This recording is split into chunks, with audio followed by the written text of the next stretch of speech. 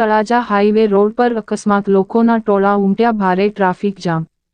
મળતી વિગત મુજબ તળાજા મહુવા હાઈવે રોડ પર ટેન્કર ચાલકે લોંગડી ગામ નજીક બે આખલાને હટફેટે લેતા એક આખલાનું ઘટના સ્થળે મોત નીપજ્યું હતું અને એક આખલો ટેન્કરના વ્હીલમાં ફસાઈ જતા લોકોના ટોળા ઉમટ્યા હતા। લોંગડી ગામના ગૌરક્ષક દિલીપભાઈ ચૌહાણ સહિત ઘટના સ્થળે દોડી ગયા હતા અને ગામ લોકો સહિત ફસાયેલ આખલાને બહાર કાઢવા ભારે જહેમત ઉઠાવેલ।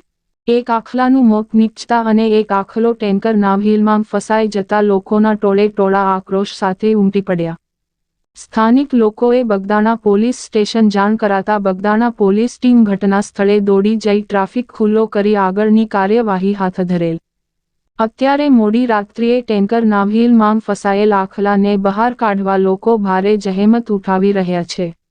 હાઈવે રોડ ઉપર ઠેર ઠેર બ્લડના રેલા જોવા મળેલ। લોકોએ જણાવેલ મુજબ હાઈવે રોડ ઉપર ઠેર ઠેર પશુઓ અડીંગો જમાવી બેઠા હોય છે।